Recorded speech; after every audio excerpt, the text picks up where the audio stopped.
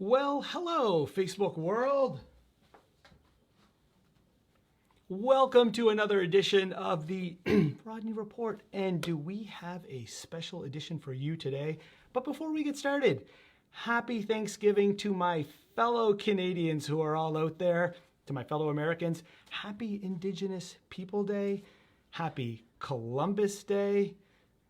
I have a very special guest with me here as well. Hello. The legendary Dr. Karen Becker is with us today. It's also It's National Chocolate Insect Day. Yeah, National Dessert Day worldwide.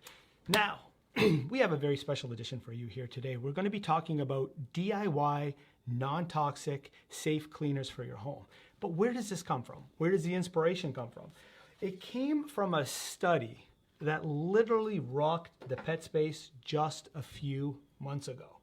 Now, the New York State Department of Health conducted a first-time study where they measured the urine in dogs and cats, and what they found in the urine was 21 different phthalates in their system, contaminated. Yeah. Now, Dr. Becker, what is the problem with phthalates? Well, phthalates are chemicals that disrupt your pet's endocrine system, so they negatively impact the thyroid gland, reproductive system. Actually, it's been linked to certain types of cancers in animals, including pancreatic and liver cancer. So they're pretty toxic chemicals that affect all aspects of your animal's health and well-being negatively. Yeah, and the million-dollar question is, where on earth are these phthalates coming from? Now, everybody wants a clean window in their home. I mean, who doesn't want clean countertops? I like clean countertops. And also a beautiful floor as well. Now, pet parents all around the world are trying to keep their houses as clean as possible. The challenge is, what they're not taking into effect is once all of these cleaning agents are applied to the floors, to the countertops, to the glass, they start to dry and residue starts to form. And what happens is our pets will walk through these dry residues, absorbing these chemicals. Our cats, for instance, will sit on these countertops that are supposed to be clean, and we can't see the residue that are there. Yeah. According to science, they're being absorbed through the paws. Yep. So skin is contact with these toxic chemicals is a big problem. And just because we think, we've rinsed it pretty well, we think it's fine.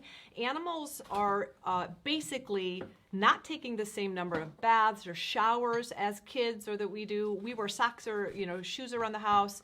We do a good job of protecting ourselves with protective clothing, but we also are bathing regularly. So we're rinsing the chemical load off, not to mention we're wearing clothes to help buffer our skin and bodies from some of these toxic chemicals. Now, a quick PubMed study, you'll see that there's other problems. There's actually more chemicals in around the homes that are being contaminated by our pets' blood. Well, ammonia and bleach are incredibly common cleaners that a lot of people have used historically, and certainly they lead to respiratory problems, they exacerbate asthma in animals, a ton of skin problems, and actually they can irritate pets' mucous membranes. So they irritate the eyes, ears, nose, and throat of animals. Big problems that we think are not so much of a problem because we're away from it, but our pets can't get away from it. And how about these chemicals that So can be found? glycol ethers as well as formaldehyde, needless to say, both incredibly toxic. You're not going to find them on the label, but they are actually in the majority of conventional cleaning products. They obviously, formaldehyde is a carcinogen, leads to asthmatic issues in people, but also kidney, liver damage is a big problem with both of those chemicals. Yeah, and of course, last but not least, we don't want to go through all of these chemicals. These two chemicals are found in abundance. In fact, a lot of people will say, what's the problem with SLS, sodium lauryl sulfate, or synthetic fragrances? They're found in everything. But believe it or not, these are the two things that actually lead to not just skin irritation and rashes, intermittent vomiting, but they mimic food allergies. And I think that that's the biggest thing for me as a veterinarian is the year-round itching, the constant paw licking, the constant irritated belly, armpits, abdomen. Be suspicious of things around your home. If you've got animals itching or digging at their paws year-round, be thinking about household chemicals as contributing to that. Now, check this out. Of all of these chemicals that we just mentioned, the EWG, the working group, always doing their hard research. This was a study, of course, that's very, very famous in the pet space. 48 of the 70 industrial chemicals that were tested for, the ones that we just went through with you here, were found in dogs and cats. In fact, check this out here. When the scientists measured the blood of these dogs and cats, they found 9, look at the carcinogens, the reproductive toxins, the neurotoxins that were found in these dogs and cats system from these cleaners that were used in the home. And in fact, when compared to humans, 43 chemicals came in at levels higher than what were in people. And people are traditionally bigger than dogs and cats. This is a big problem. It's a big problem. And if you think about it, animals are also grooming themselves. So of course we rinse our kids off, we're giving them baths, they're covered in clothing. But animals are also walking through these residues and then licking themselves. And kitties are especially vulnerable because they're constantly grooming. So what's the alternative? So today, we want to help you clean up your pet system. In this big, heavy, toxic environment with diseases skyrocketing in the pet space today, maybe we can all do our best by using some non-toxic, safe alternatives, DIY options. As Dr. Becker said, listen, if you can't afford to maybe go out and talk to a manufacturer and buy some non-toxic products, you can make them at home. And they're so easy to make, and actually they work exceptionally well. My favorite good old-fashioned all-purpose cleaner, especially great for tub, tile, and sinks, is, of course, plain old white vinegar and water. But I also add grapefruit seed extract. Now, grapefruit seed extract is an awesome natural disinfectant, and it can be added into any solution to help give a 1-2 punch where you would normally be using chemicals to kill off germs. The problem is, if you're like me, you don't want your whole house to smell like vinegar. So what do? Well, I have a fantastic hack. If you are like me and you don't like necessarily the smell of vinegar, but you like its cleaning action, you can actually create this non-toxic alternative that smells fantastic with citrus rind. Now let me just say this where I jump in. We're going to be showing these recipes like this. You can freeze, screen capture your, we'll also put these in the comment section. Yeah, I'll post we'll put pictures in the comments as soon as we're done. As well. So how do you convert your vinegar-based white vinegar cleaner that smells like vinegar to something that smells unbelievable? You ferment your vinegar with citrus rind. So I'm going to recycle a vinegar bottle that I have. A glass bottle. A glass bottle. And I do recommend glass if you can find it. You can get screw tops that screw right into glass bottles.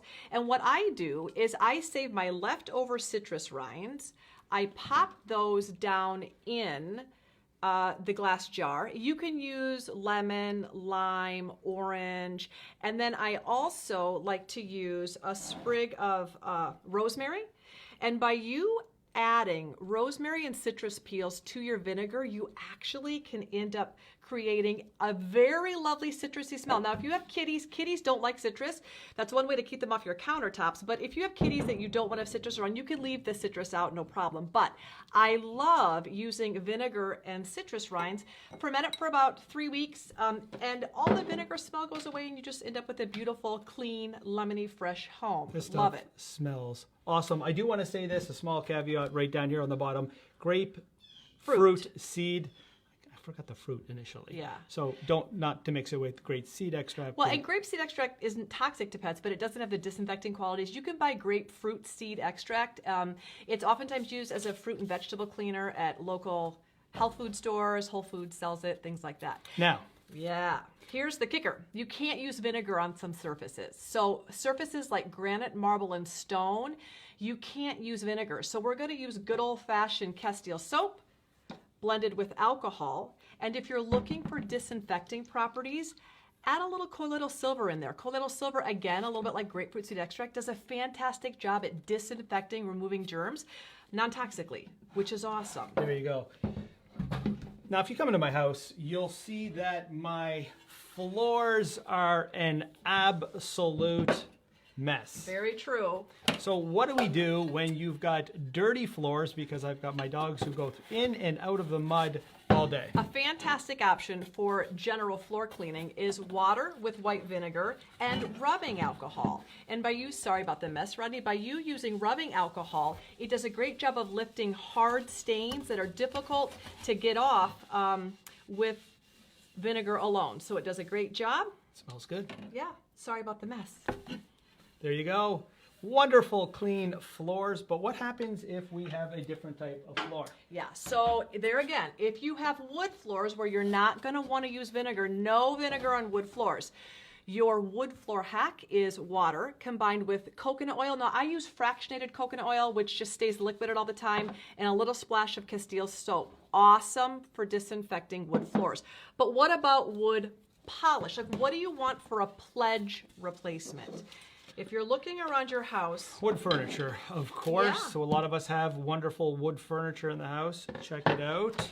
you blend olive oil, coconut oil, and if you like citrus, like I do, a little splash of lemon juice. And it makes this beautiful cleaner that you can use to naturally polish your wood. And it does a great job, smells fantastic, but there again, you have no scary secondary residues that you need to be nervous if your kitties walk through it. There it is, one more time. Check it out. Okay. Now, today I snuck over my dog's dirty dish after she was done eating. That's Shuby's dog bowl right there. What do you do if you have baked on things, you have a stain in the bottom of your sink, you have a dirty dog dish, you want to reach for the Comet, but you no longer want to reach for the Comet? You can make a Comet or an abrasive scrub replacement really easily using baking soda, household salt, and a little colloidal silver. Again, colloidal silver is a fantastic non-toxic option for a germicidal. It forms this paste that you can use an abrasive sponge to quickly and easily remove scummy residue, hard residue left in the bottom of any dish. And it smells terrific. It does. Non-toxic recipe right there. We're getting close to the end here. All right, now, every woman's biggest argument, I think, is glass cleaner. We all want clean windows, and actually, we all looking for a Windex replacement, and it can be hard to find one that's effective. It's, you know, we all can sometimes have a little bit of an addiction to an ammonia because ammonia does such a good job of cleaning windows, but this recipe actually is fantastic. Now, check this out. Streak-free glass cleaner that you see right there. Now, the big question that a lot of people have is, why is there cornstarch on the bottom of this? Well, according to science, there's tiny little pores in glass where water gets trapped, and when you mix your cleaner with it, those two water molecules, once they hit each other, form streaks. Apparently, according to scientists, cornstarch will deactivate that hydrogen bonding, and you get Totally beautiful streak-free windows with non-toxic fumes. There you go. Wonderful. Now, these are all really great homemade, non-toxic cleaning options that you can use, keep around your house. They smell wonderful. You can add the citrus right in, you can leave it out. But I think most importantly, you're providing cleaning options that aren't harming yourself, your kids, two-legged or four-legged. So I think that's really important. Now, one thing, of course, it's flu season, back to school. There's germs all over the house. I know people love spraying Lysol all over the place. And the number one culprit for germs, check out our DIY door, is door. Kids running around, coughing, touching doorknobs. So what do you do when you're trying to get rid of Lysol out of your house? Believe it or not, I love lemon-infused vodka. Now, don't flip out. Buy the cheapest vodka you possibly can. You can also use rubbing alcohol. If you don't want to use vodka, you can use rubbing alcohol. But believe it or not, the vodka's 40% ethanol, and that's basically you're kind of creating a homemade hand sanitizer in essence. And what you do is you infuse vodka or rubbing alcohol with the rinds of 6 lemons. I also use limes. You infuse it for about 3 weeks. Pour off the liquid. Pour the liquid, which smells fantastic. I actually use it as a room fragrance as well. It's an all-natural room spray. This becomes an awesome toxin-free Lysol that you can use on your door handles, you can use on your kids, you can disinfect surfaces around your house, but it's a great way to get the Lysol out of your home while still making sure that you're doing germ control during flu and cold season. A huge shout out to Dr. Karen Becker, who flew all the way in to share all of these DIY home cleaner, non-toxic recipes.